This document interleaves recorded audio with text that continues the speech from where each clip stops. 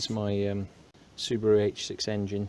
It's got a problem at the moment where the idle is erratic, and when it's hot it's not acknowledging the fact it's hot, which I think is, well, I've cleaned the idle control valve in here. It was a bit dirty, but I don't think that was what the problem is, and all the hoses to it appear to be fine. My current thinking is that my coolant pipes, the coolant level is probably, well, it is lower than where the pipes go through here to the unit here, so I'm thinking that it's probably got an airlock in it, and as a result it's not getting, because it's got no coolant in it, can't tell what the engine temperature is, and therefore it's not idling very well. Ignore the loose wire down here, that is because that's no longer used. That's for the rev counter, but that's control. The loom goes a different way now. It's all just mocked up at the moment till I get the engine running nicely, and then I'll fix things in properly. The fuel pressure regulator isn't plumbed in either, because at the moment that's not the issue. Fuel pressure, I don't believe. It's got plenty of fuel pressure, and if anything it'll be too much. And then I've actually got a eBay coolant filler funnel to put in there that'll hopefully give a head of coolant so I can bleed the system and then seal it all off, and that will hopefully fix the problem. Right, I put the coolant in. It has leaked a little bit around where I drilled the hole. Maybe it's slightly, maybe it really does need to be an interference fit there. But I did take this off before I put the coolant in, and yes, it was dry in there. So what I did is I disconnected it, and as you can see, I've sprayed coolant everywhere, so I'm going to dry that off in a second. But that worked to bleed it with the head of water over there, head of coolant. This is ready mixed coolant. I disconnected these for access for the pipe, and I need to obviously dry out those connectors now before I put them back together.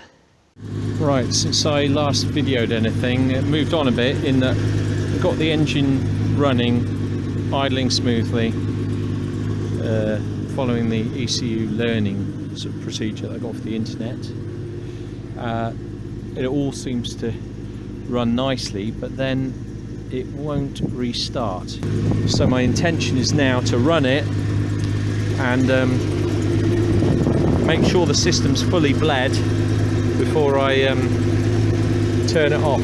Now I've also, so I can get an idea of true revs and temperature, I've bought an OBD2 sort of dashboard fitment, which for now I've got up here. So look, so I've got, it's still set, the revs are sort of changing as it sort of learns, but as you can see the temperature's sort of creeping up. The good news is it is saying it's charging, so that's good news, because I was a bit concerned it wasn't charging. So, but 14.5 volts is pretty good, I think. So belts are squeaking, or pulleys are squeaking a little bit, but as before, yeah, I mean, it feels fairly cold to the touch. There's some heat getting through the throttle body there.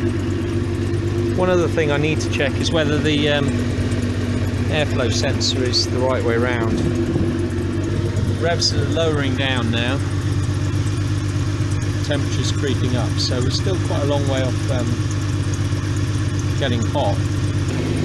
As expected, these ones down here are still cold, so I'm not expecting the thermostat to kick in until, I think it's in the 70 or 80 degrees C, so you can see there it's 50, so it's warming up. Revs interestingly are going up as well, so I would expect it to have tried to slow itself down, but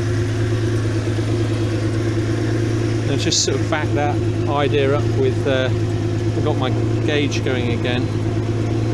So it was 7 degrees C at cold, so as expected it's warming up. Coolant in there is still, as you can see, it's still cold, so that's the temperature the coolant was when I started, so 10 degrees. So manifolds are warming up. You can see on here There's definitely heat in there.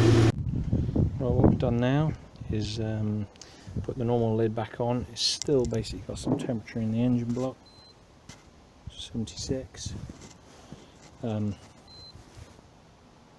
24 degrees in the stuff. The coolant lines have still got 30 odd.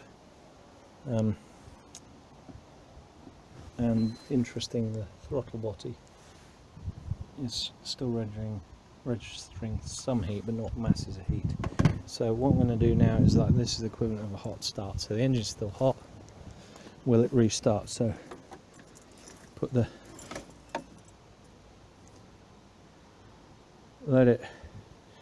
this says to do this for a few seconds, so give it a few seconds.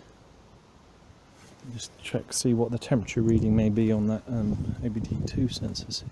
Yeah, okay, so it's still saying 76, so that's I think we'll still class that as a hot start. Let's see if it starts. Interesting, the coolant warning light is on.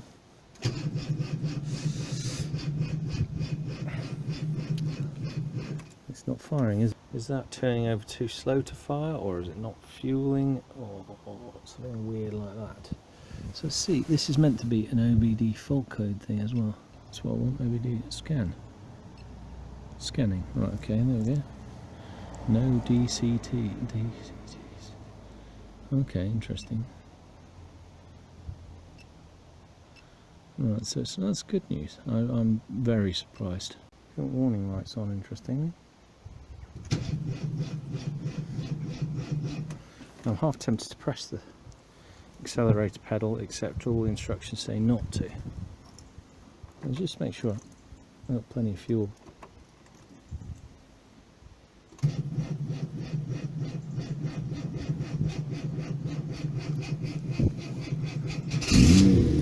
Ah, so it's there. Ah, that's not low, is it? Oh, excuse my French.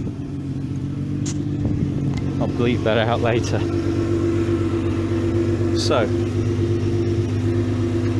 where are we here? So we are, I did that without pressing the accelerator despite the temptation. So again, charging at the right amount. So why is it dropped to just 12 volts once it's all off? Is that my battery? Right, it's getting dark now, but I've just put in a new starter motor. This is an automatic van, so it's got a different one to the manual, and that has it made a big difference in its initial start. I'm assuming it will fix the hot start problem as well, because what I found was the solenoid was damaged. But also on the plus side, look at that, revs have really dropped off. So that's interesting, because so it appears the back connection on the back of the starter was affecting the revs, because it was not revving this low before, and all I've done is swap the starter motor. So that's quite positive. I'm not going to be too fussy about the ECU learning to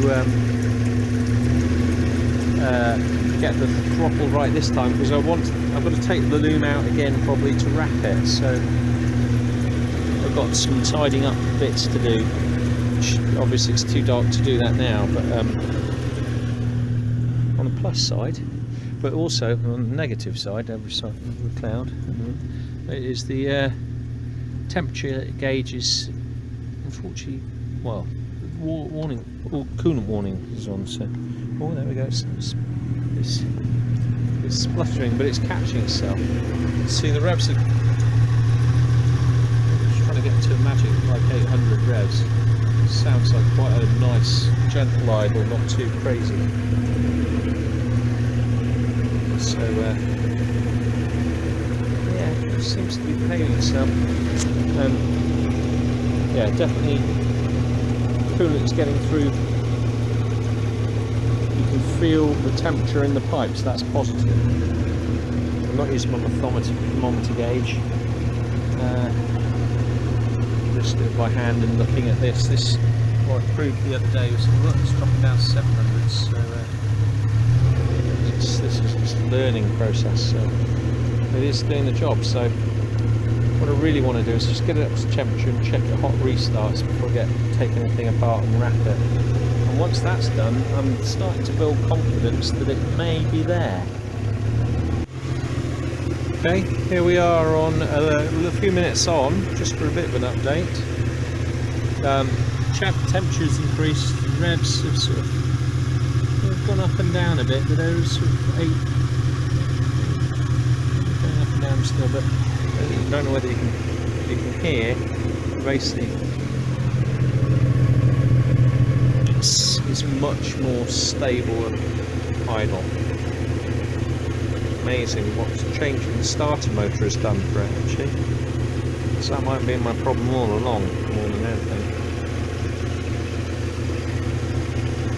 Right, so we've reached mid-temperature there. I'm going to turn, so we're 80 degrees in the back, and turn the ignition off and then leave it for... Oh, it shuts off quick anyhow, there's certainly no overrun there. And then we're going to leave it for a few seconds before we restart, which is what it asks you to do in the instructions. So just right, so ignition on for a few seconds, and what I'll do is I'll give that, go back to this one. So let's see what this is saying. It's saying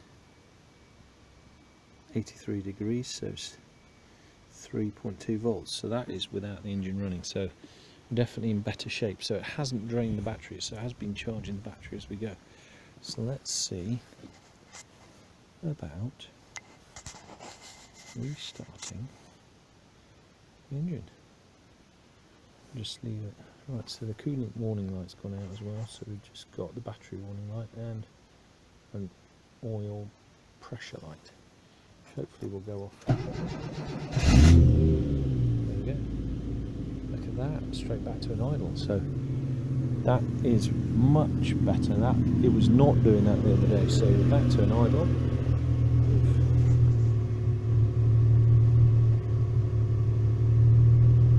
Drop down, creating the electrics again.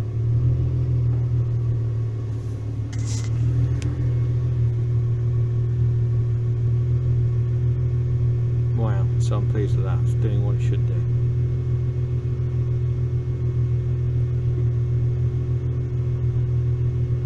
So starts when hot.